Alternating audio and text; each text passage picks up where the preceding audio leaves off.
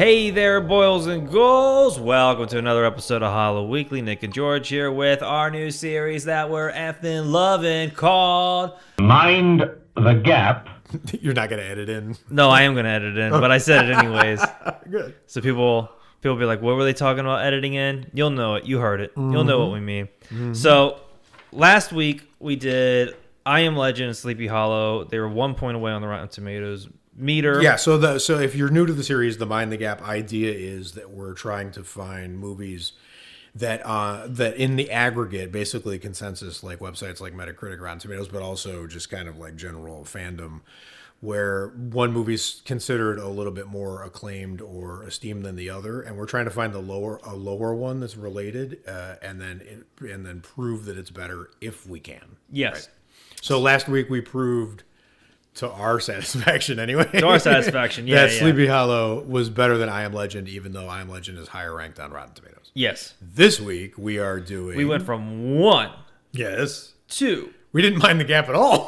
We just, 12 points. Yes. We just tore that sucker apart. Hey, which is fitting. Which is How about that? I'm gonna tear, So we went with 68%. we have such movies to show you. Such movies to show you, and some of these films you can. I'm trying to think of another segue. You could drain all the blood You're good. from this one. 68% Hellraiser, 56% Exorcist 3, which, as you know, I got kind of a boner for. Yeah, we did review this maybe more than a year ago, just kind of like an in-depth thing, but we're bringing it back. So here, for this, because we're trying to find movies. So last week, Sleepy Hollow and I Am Legend were both movies based on works of literature. American literature. American literature. I can't say that word. Dude, that's a hard as one. good as you do. That's a no, hard you say one. it perfectly. Literature. You say it like Jeeves, so ironically. So, but then this week we are what brings these two together is they're both first-time directors, and both of them are very, very amazing horror novelists. Very good at that. Yes. I forgot how good Hellraiser is. Yes. Rewatching it. Yes. I remember do you remember the first time you watched Hellraiser? Because that's a different type of horror movie. I do. I absolutely remember the first Where were time you? I saw it. And the weird thing about the first time I saw it was so I'm a big Clive Barker fan, right? Yeah. And I had known of Hellbound Heart. I just had no idea that Hellraiser was really dropping, right? So like when I saw it in at a friend's house. And this has not happened to me very often, even as an avid horror fan. But my friend left because he couldn't take it.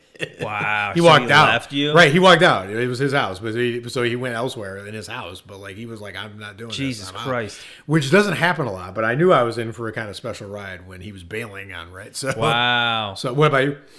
I remember. I think my dad was watching he was either watching it on premium cable at the time, which I don't think that's right, or the VHS. I don't quite remember. I remember like my dad was watching it with us with a bunch of friends, and I wasn't that into it when I first saw it because we had friends that were like we wanted to play like GoldenEye or like play tag or do whatever kind of shit. And I remember checking out at the first appearance of Uncle Frank when he like grabs the one lady's leg and being like, Dad, I don't feel like watching this. Right. And then backing out. And then years later, once I got back into it, you start seeing more and more Pinhead, and then you eventually get around to it. And I remember the first time just being like, not interested. Sure. I'd rather do kid shit. Right. Even though I was already into horror. For some reason, it didn't gravitate towards me at that age for whatever reason. Yeah. I don't know exactly why. And you know, it's funny you said that because I'm sure this is going to come up multiple times in this podcast episode, but these are two very adult movies. They really it's hard are. for me because they deal with very adult themes.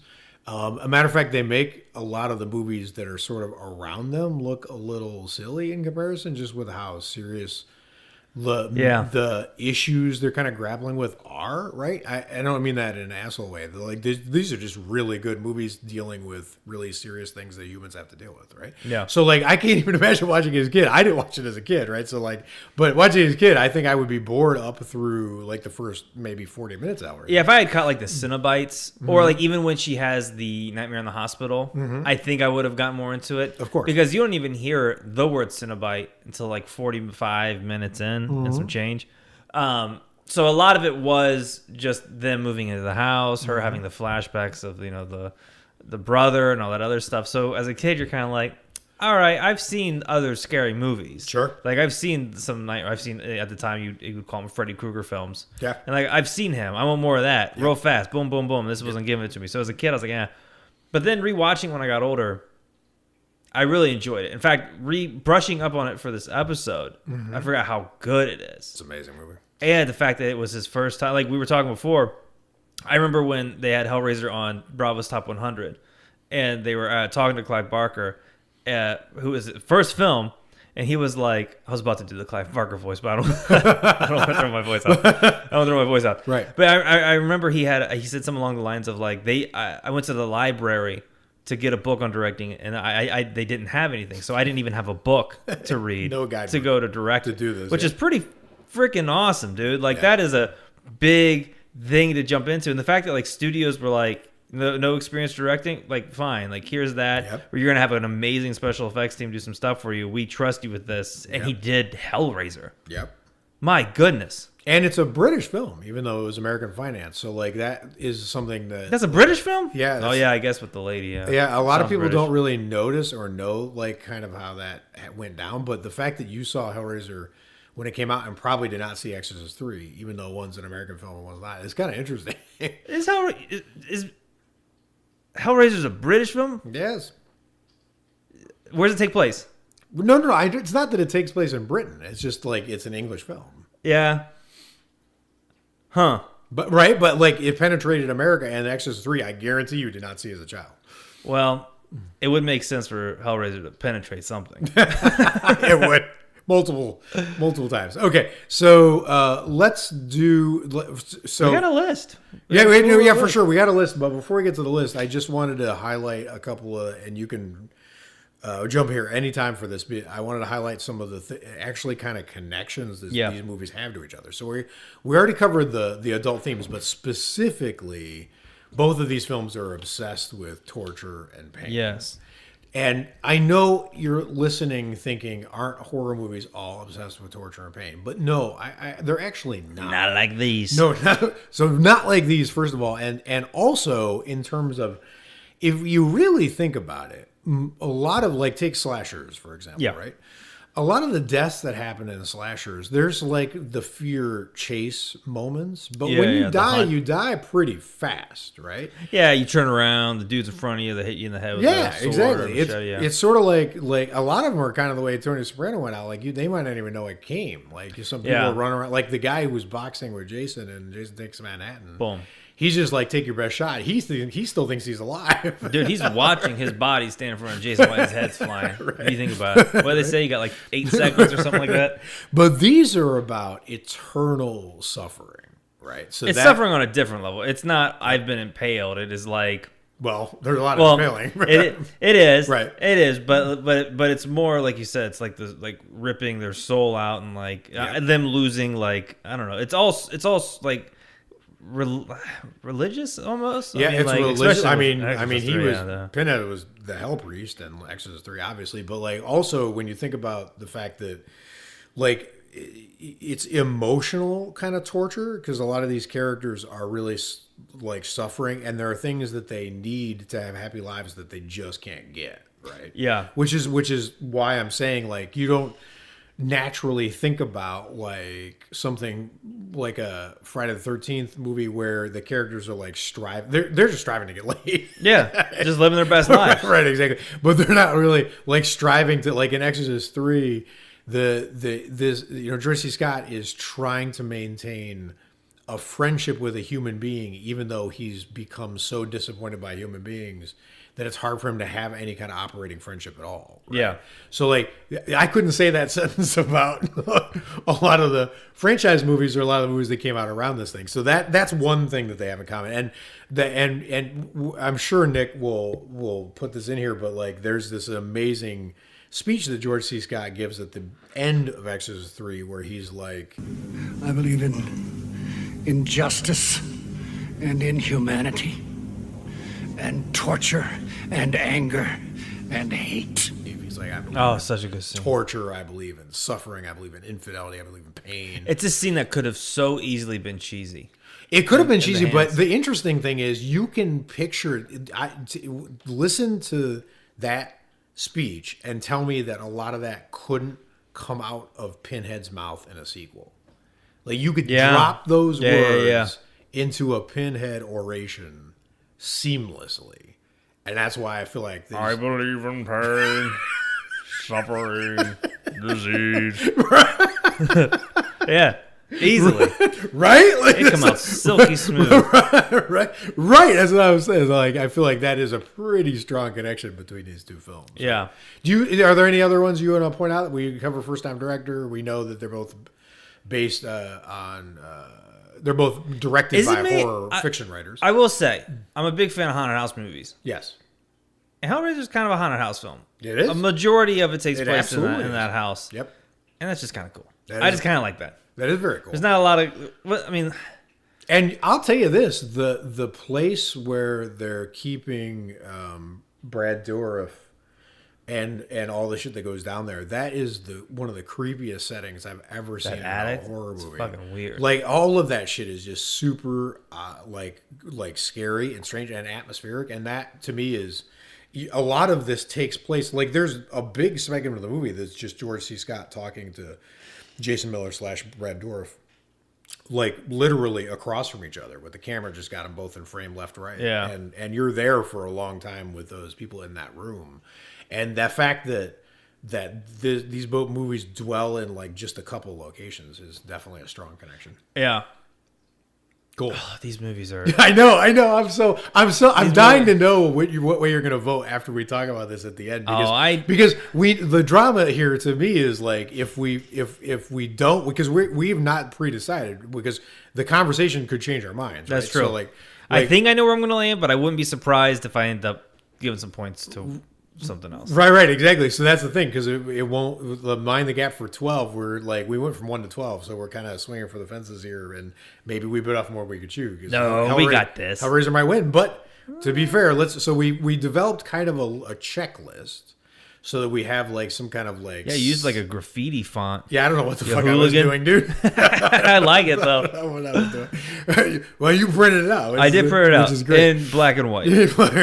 So let's do this piece by piece and do kind of break it down and see if who wins each category. So it starts with direction. So what do you give this in terms of direction?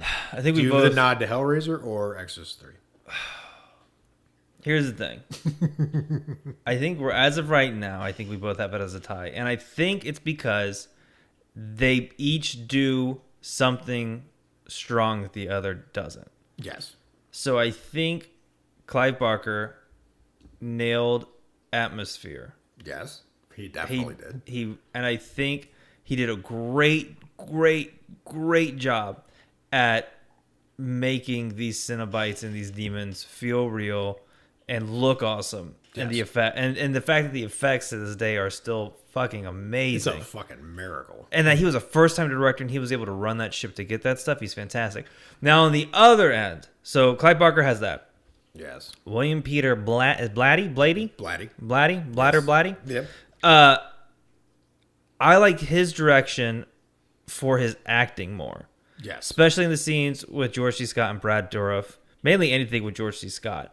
But I think anytime like they have interaction or dialogue, it feels like a stage play.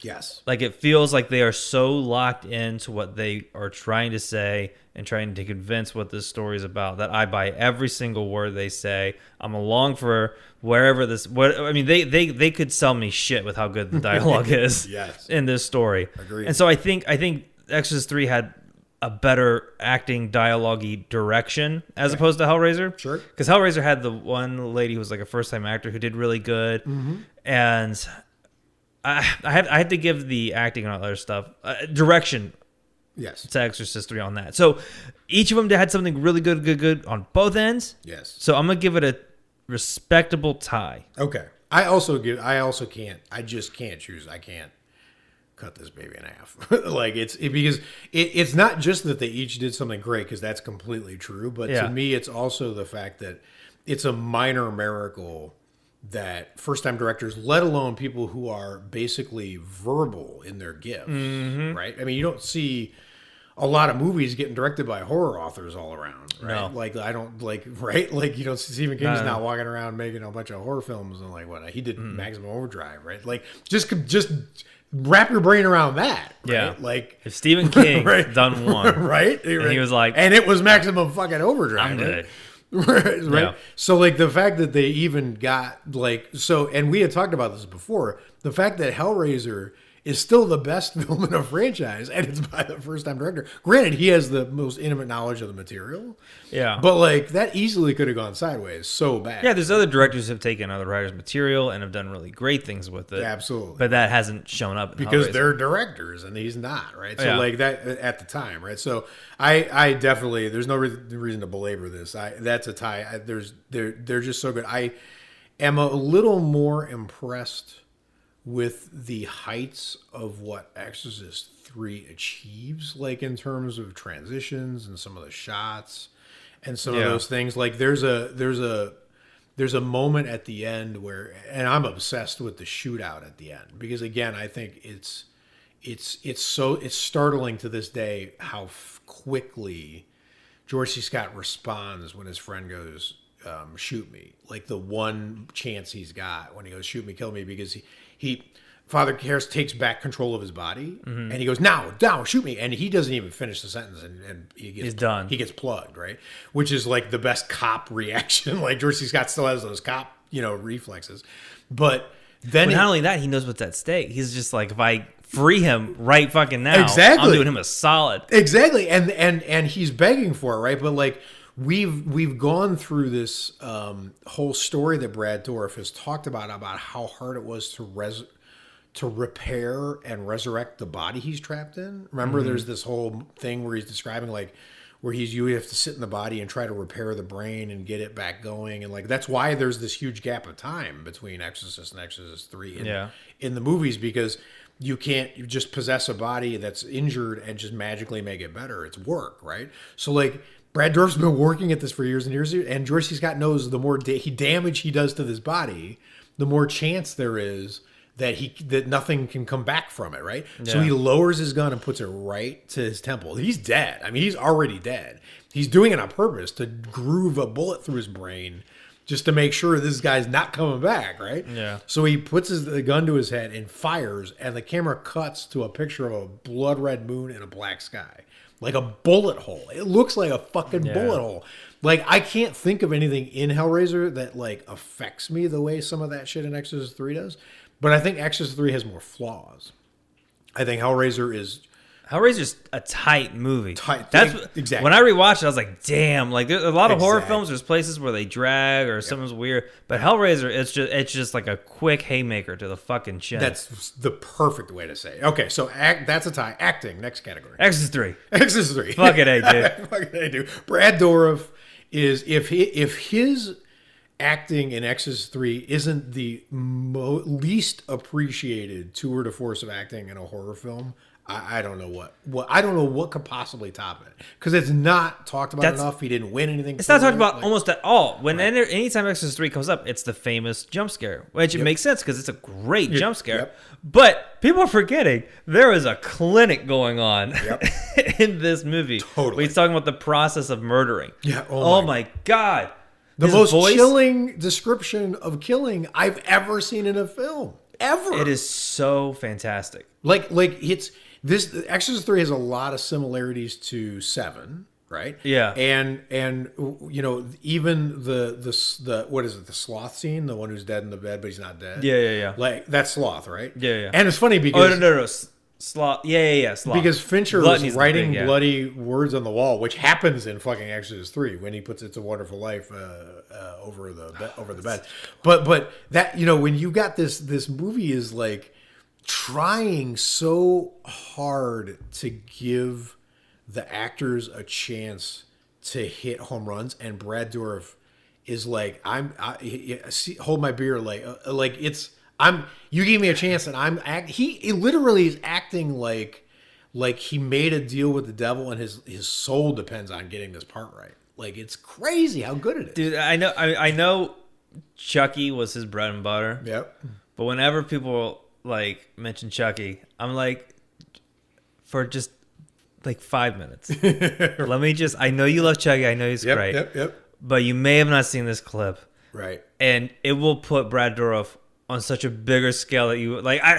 Right. I can't name him talking about killing people is scarier than what happened in the 7 bed scene, right? Like, yes, think about it. Yes, he can describe it scarier than they can show it because he says it with such confidence. Yeah, he is the expert in that field. Yeah, he totally is. You're right. It is like I'm reading a book right now, like trying to brush up and get my stand up, and like one of them is just be confident, even if you're not. Yep. Go up there and add confident, yep. And that is confidence 101 that he gives in that scene, and complete knowledge of yes, it, right? It reminds me of the confidence angle. Reminds me of the character of 5 in Umbrella Academy. Yes, right. Like that. He's like, you guys are idiots. How did you not know that? Right. And just that contempt that he has. But I don't want to sell. So first of all, there's some really great acting that happens in Hellraiser. So yes, let's hit up a few of that. Let's stipulate. I'm going to give my point to Exorcist 3. We don't need to go because this is a slaughter of this category, so it's fine. But I just don't. Hellraiser has good acting in it, but I also don't want to sell short all of the minor characters in Exorcist 3. This is why it's getting the point, because even all those minor characters, like the crazy nurse who's going over to their house with the shears to kill his family, like. Has almost no scenes. She's amazing. The guy who runs the hospital who ends up killing himself, which by the way, when they shoot to him killing himself, he's got like the poison he gave himself, and on his desk, the syringe he injected himself is sitting on a newspaper or a magazine article about your personal health. That's hilarious. That's what I'm saying is the details in that are so good. But like the minor characters are so memorable. Like you meet people. George C. Scott's friend, holy shit, he's amazing. And then Jason Miller, like the guy who plays Karras, or Patient X, as he's listed in the credits for this one. Like just across the board, there were just even the minor characters. We talk about George C. Scott and Brad Dourif, but everyone in Exorcist 3 is an amazing actor. Everyone. And I will say, so to give some love over on the Hellraiser side. Sure. Brad Dourif wasn't even supposed to be playing fucking Pinhead. Right. I was watching the reviews. No, you mean Doug Bradley. Doug Bradley. Yes. Who did I say? Brad Dourif. Brad Dourif. God, dude. He's possessing you. He's possessing you. Dude, he's making you play all. He played all characters. He's like Brad Dourif as Lecter. All the points to Exorcist 3. It's a wonderful film. I'm possessed. You gotta stick on the. It's a wonderful film. It's got 2 L's. Film. Yeah. Fuck, dude. Brad Dourif. No, Doug Bradley. Doug Bradley. Yes. Jesus Christ, dude. I'm You're so possessed, fucking dude. flipped, dude. Why are your eyes yellow? No, he is great. I like him a lot. The father in Hellraiser is really good. I really liked him playing the nice dad and then being the weird possessed motherfucker at the end. Yes. I thought that was really great. It was the one lady's first time acting. Ashley Lawrence? Yeah. Yeah. Is that her name? Yeah. First time. She was great. She was amazing. What'd you think of the boyfriend? It was okay. He was good. Yeah. He wasn't bad, but he was charming. Yeah. What about the hobo? Fine. I mean, to me, honestly, there's no. It's not there's anything flubbed in the movie. It's just like if think about those carnival things where you swing the hammer and try to hit the bell, right? Yeah. Like every acting performance in Hellraiser is like if there were 10 hash marks on that thing before you hit the bell, they're all like 6 to 8, right? You swing it and you 6 to 8. No one rang the bell Doug Bradley rang the bell. So everyone else is like 6 to 8, right? And then he rings the bell. Like Exorcist 3 blows the bell off the fucking thing. Yeah. Right? Like there's no. That's about how I feel. Right. No one's bad in Hellraiser. Right. No one's bad. No one's close to being bad. Right. Even the guys who come over just to get killed. Yep. Even they're great. Yep. Like there's most of the times like when you have like someone who's just there to get killed and do whatever, it's usually like, oh, that was weird. Yep. But they were really good. Solid. All right, next category, music. I had This was hard for you.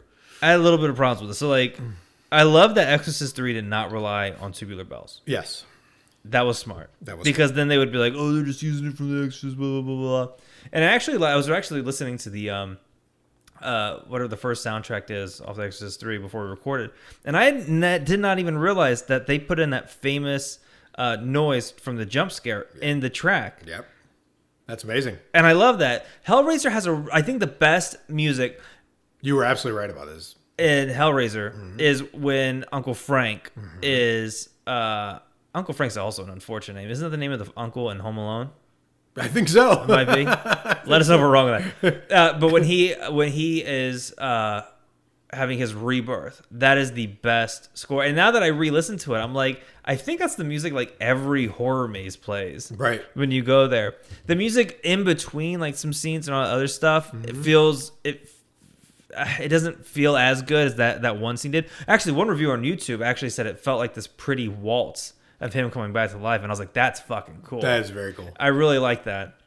But Exorcist 3, I think thematically, I think the music does it more justice. Okay. It has that churchy, organy, choiry type sound. Sure. And then the fact that they sprinkle in just like a topping of Tubular Bells just to be like, we're in this world. Yes. I have to give it to Exorcist 3. I've got it as a tie. I've got nothing to add. I agree with everything you said. I just have it as a tie because I think in a weird way, Exorcist 3, my favorite thing about the music is where it's not.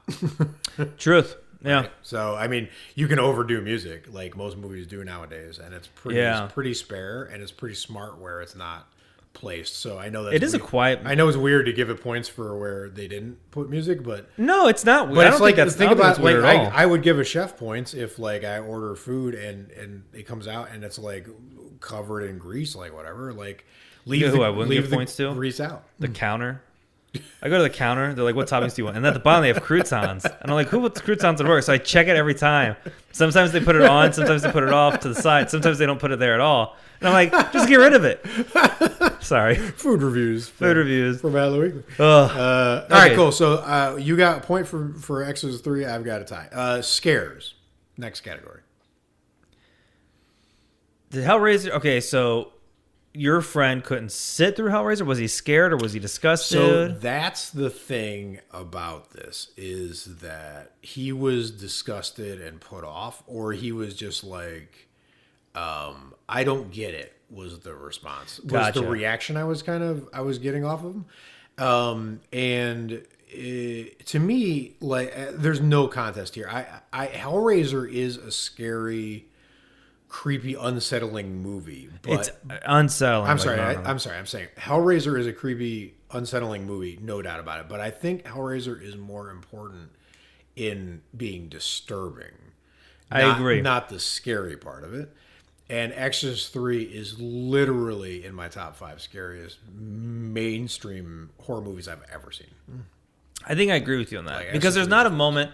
I mean, like in Hellraiser, like the nightmare when the creature runs at her. Yep. That's pretty frightening. The first Uncle Frank grabbing the leg, that's a pretty good scare. Yep. But when the cenobites come in, it's not really like a scare, like you're freaking out. Like it's more like I was disturbed but super intrigued. Yes. Yeah, exactly. I was like, who the fuck are these things? things? Right? That's like and it's the curiosity kills the cat. Like you can see how they lure people in. Yeah. Like Frank, right? Like because you are intrigued. But the fact that you even are considering approaching, like Clive Barker said that when after Hellraiser came out, that he was getting all these like pass along love letters to Pinhead. Yeah. Letters in the mail, right? Like he's scary, but he's also appealing, right? Yeah. And Exorcist 3 is flat out fucking terrifying. Yeah, I think Exorcist 3 is scary. Like, have you ever been like in a building by yourself, like a church or a school or something like that? Yeah. There's a really unsettling feeling to that. Yes. Like you feel like there's some kind of like energy behind you. Yes. That's what I got from Exorcist 3. But the thing is, like, one of the things I appreciate most about really, really well done horror movies is that, or movies in general, is that when you revisit them, you find new things, right? Obviously. Yeah. So, like, I found new scares when I visited. I forgot because I focused so much on, like, the nurse jump scare and the killing of George C. Scott's friend, which is terrifying, and then Brad Dourif's scene. Those are like the Mount Everest peaks of the scares in the film. That I forgot how incredibly terrifying the sequence is where the possessed woman goes to his house to kill his family. That whole sequence, and then he arrives and he thinks everything's fine, right? Like he comes up, he's got a cop with him, their guns are drawn, and then his family just answers the door, and they're like, "Oh, you're home," and then he's like, "Oh," and they're literally like, "Why are you here?" And he's like, "I don't know, I must be crazy," because he thought that this woman was coming to do something bad, and apparently she wasn't even there. And then he's walking into the house, and they turn him like, "What's with this nurse?" And he's like, "What?" And he walks in, and then there's this frail person like just sitting there, and he waves off his cop friend. He's like, "We're fine, we got this." Like, she's just sitting there because she's like, "Help me, help me." And then she pulls out those fucking shears, and she makes eye contact with George C. Scott, and she goes, "I just wanted you to see this," in Brad Dourif's voice, and she goes to behead his daughter, I think. Like, it's so terrifying. Yeah. Like, no doubt that there's no way to be that Exorcist 3 isn't the winner of that category. Yeah. It's pretty. Next category, humor. This is your specialty, so I'll let you go first. Well, we talked about this. Yes. For Hellraiser. I think one of the differences they said in the story was that Uncle Frank wanted to explore S&M. Yeah, and that's what he was hoping to get in the laminate boxes. Yeah, the lament configuration. Lament configuration. Right. Yeah, I couldn't remember. I was like, it's an L word. Whenever we record, the words are just like, it's all good. "Hey, do you remember it?" Of course you don't, loser. That's fine. But he thought he was gonna get like, I guess he thought he was gonna get all these babes and S&M and like all this kinky shit. Right. And the fact that he got the cenobites is hilarious. Yes. Because I would wish. Well, I guess they do show you when it happens, but like. Other than that, not a lot of humor. Yeah, there's no humor. Not a lot of humor. Pinhead doesn't. He gets funnier as it goes on, sort of like the Freddy. Yeah. Not as extreme as Freddy, but in this one, in the original one, this is almost not even a fair comparison because Exorcist 3 has some really funny for Hellraiser dialogue. If I had some of the other things that I thought was funny is like when Frank is. He's like consumed like a few souls or bodies or whatever, and like he's starting to like wear like a button up. Like I think yes, totally. It's kind of funny because he's like, I'm trying. Well, that's the thing is there's sly humor in Hellraiser, but you got to dig for it. It's the contrast of like if you were like, I want to sample like this amazing wine you're at a fancy restaurant and they came out with a box like that. It's that kind of humor. Yeah. Right. Like it's not what you expect kind of humor. Right. But it's not a lot of it. And you got to kind of work for it to get there. Whereas Exorcist 3 straight out, even in the dialogue, I told you before we recorded, like there's this hilarious moment in here when George C. Scott's dialoguing with his friend, and he's like, talking about how much life, can suck and have the suffering in it. And his friend's like, who's a priest, he's like, it'll all work out in the end. And George C. Scott's like, when? And he's like, the end of time. And he's like, oh, that soon. And it's got that kind of dialogue, kind of humor. And that kind of humor coming from a guy like George C. Scott, right, is unexpected. And when it's unexpected, it's a little bit funnier. Totally. And like the carp, the whole carp description of the carp swimming around in the bathtub, which is amazing, which was actually in the original Exorcist novel and got cut. And Peter Blatty liked it so much, he put it into Legion. Right? Oh, wow. The movie, right? So like, just all that stuff is really funny. And then Brad Dourif, as chilling and scary and terrifying as he is, there's even these things where he's like, when a head is decapitated, it can see for 20 seconds. So I like to hold the head up and show it its body. It's just a little thing I throw in for no extra charge. Yeah. Like even that, you're not laughing at the time, trust me. But like even that is inherently kind of comical. The fact that he would throw that in, just like, by the way, little IMDb trivia, a little touch I do. Yeah. So yeah, humor to me is Exorcist. Exorcist 3, no doubt. But so we have these in random order, so it sounds like an Exorcist 3 massacre, but I have a feeling Hellraiser is going to make a comeback here because our next category is influence. Yeah. There's not a lot to talk about here. No, I mean Hellraiser. Hellraiser is way more influential. A movie, a concept. It started a franchise instead of being how many people do you think got into VFX or special effects because of Hellraiser? Right. Like there's literally to dude, I was thinking about it, man. Like honestly, it would be a fight. It would be a fight for sure. But considering the scale of both films, different films actually, Hellraiser and The Thing, when it comes to practical effects. To effects, right? Yeah, it would be The Thing still. It would be The Thing, but I think Hellraiser packs a punch, It does. dude. It really does. Not just the effects, but also the look of the effects is just. It feels. It's funny because there's all kinds of movies that you see from sort of this era where you think to yourself, man, I wish they could just go back and clean up this or change that or like whatever. Yeah. And even some of the stuff in Hellraiser that dated, I wouldn't want them to change somehow. A lot of the things, because like I said, I brushed up on it. Like I rewatched, skimmed through it just to brush up on it, and I watched a handful of other YouTubers reviewing it, and these two dudes, I forget their name, I'll put in the show notes. They said the only thing that dated this film was when the wife goes out and she's wearing like 80s garb. Other than that, you can't really date this film at all. Which is amazing. But like even comparing like the special effects to The Thing, like The Thing was great. Yes. But what I'll say about Hellraisers, and maybe it's just because of the colors of the film, it's the setting of it, like I feel the texture. Like I feel like I can like the goo, like the gooey blood has this feel to it that just it plays on a different level. I don't know how to describe it. It's not that one's better than the other. It's just it plays differently, which I think is pretty interesting. I agree. So influence definitely Hellraiser. Hellraiser. I mean, what it's about no question. the category of writing? So this is where it gets a little tricky. Yes. Because what's the short story called? Hellbound Heart. Hellbound Heart. That's a short. Yes. And then It was in Legion. Books of Blood. And then Legion was a full-on Yes. novel. Correct. So, and this is a hard one. We both, as of right now, I have a tie I have a tie as well. because I think they're both. It's almost reflective of the directing for me. I think you said it best earlier. My feeling on this category is it should be a tie. We picked two writers who are amazing. Yeah. You don't get writers making movies very often. So the fact that we have to, we're going to be doing this series. We're going to be a bunch of movies in the series, and the writing category will be wildly uneven sometimes. Yeah. Right? But this one is not. It's fucking Blatty and Barker. Yeah. Right? I gotta give this a tie. That's a tie. And then also to me, like it's kind of what you were saying before about the fact that there's just so little you would change about either movie.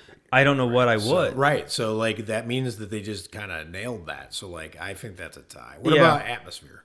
Atmosphere. So I gave it to Hellraiser. Me too. Mainly just because of the addict.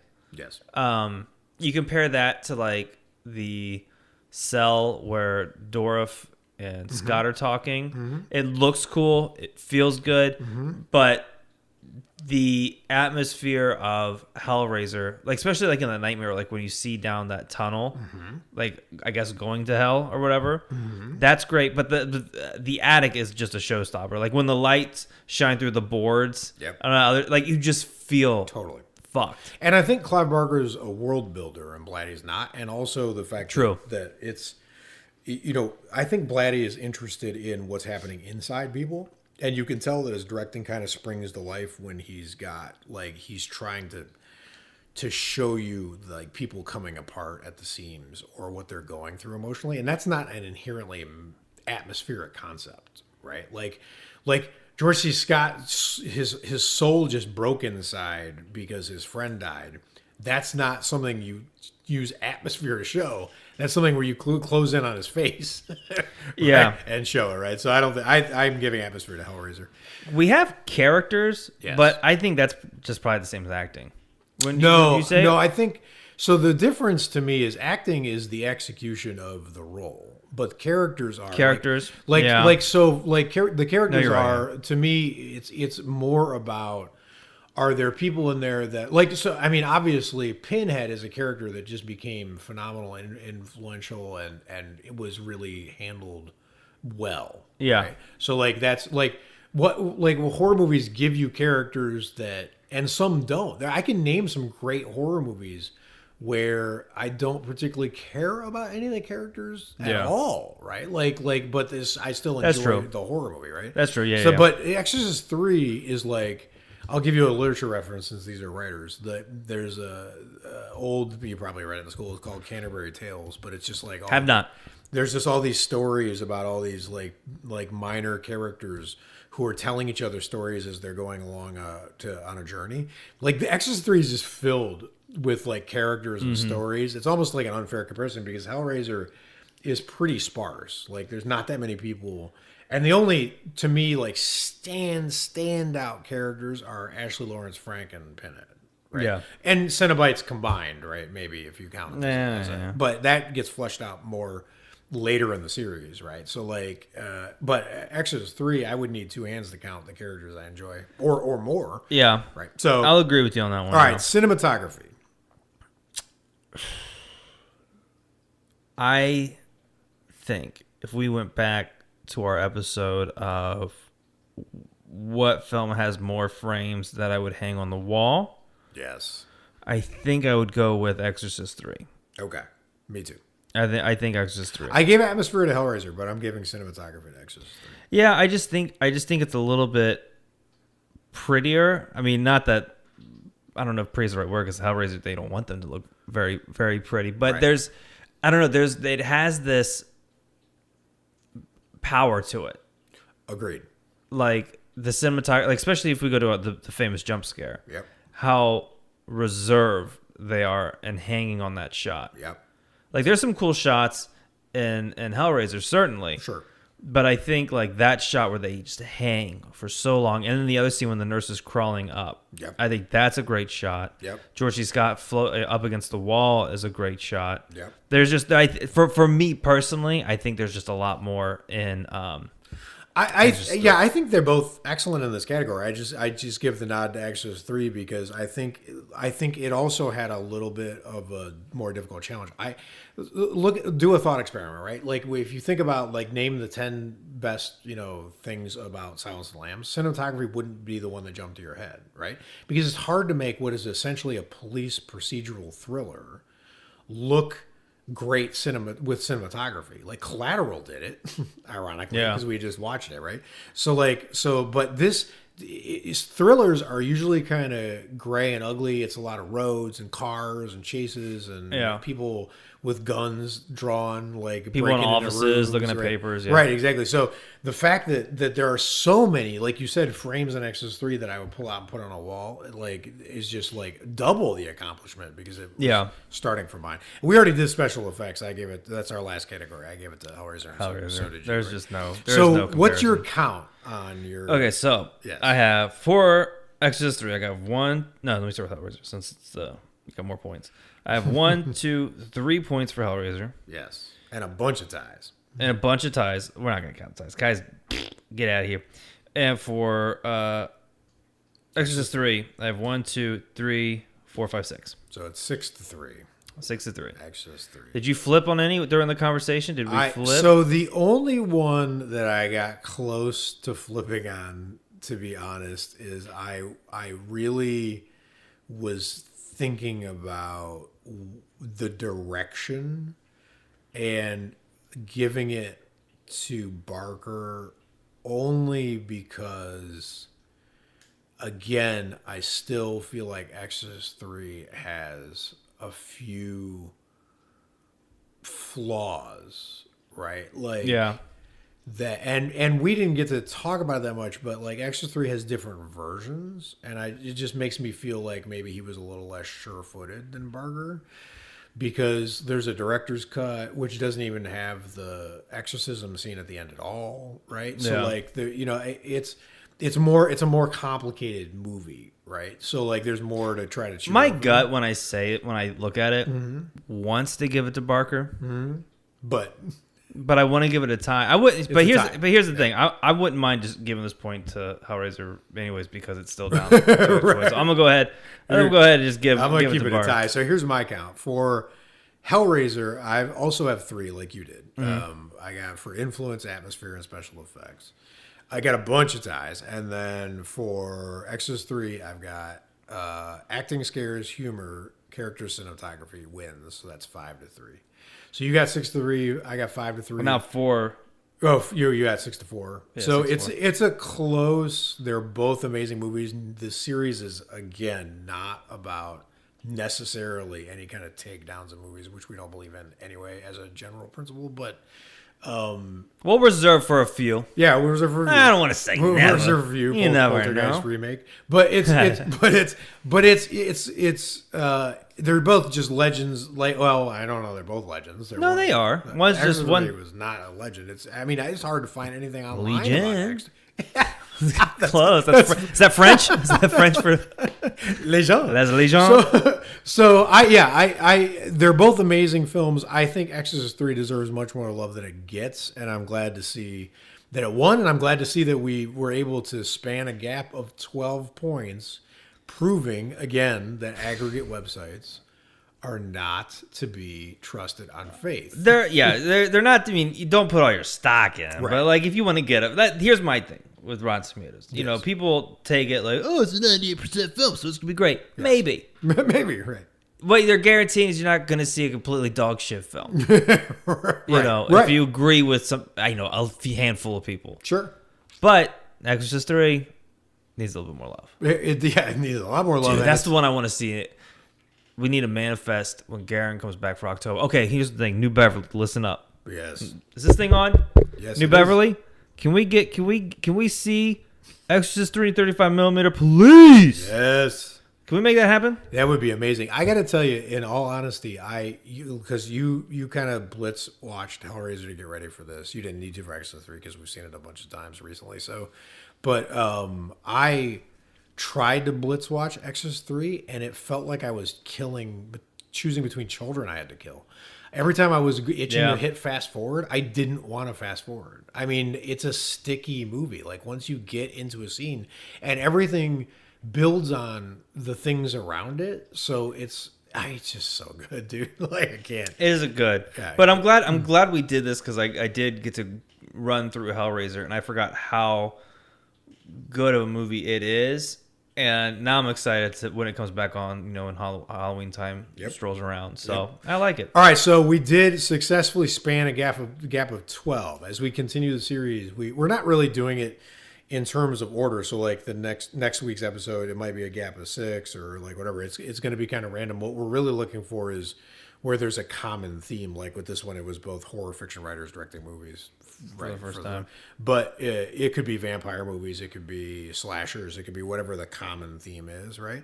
But our goal for the series is to find the widest gap that we could possibly prove and span. So if we can find a movie that's sitting at 20% of Rotten Tomatoes that beats a movie that's 80% of Rotten Tomatoes, we're going to be so excited. But right now, our high watermark, our threshold is 12. That's the one to beat. 12 points. We'll see what we can do, guys. And if you have any suggestions, Let us know. Message us on Facebook if it's ever working again. It was down today. RIP Facebook. Please come back. Drop us a message or a comment in the Facebook group, Hello Weekly Horror Group, thriving We'll community find you that there. we're super proud of. If you're listening to this, give us a 5-star review. Give us a rating. Follow us on Spotify, iTunes, wherever you get your podcasts. Indeed, we would appreciate it. Until next time, watch a bunch of horror movies. Stay scary. Bye. It's a Wonderful Life. Bye.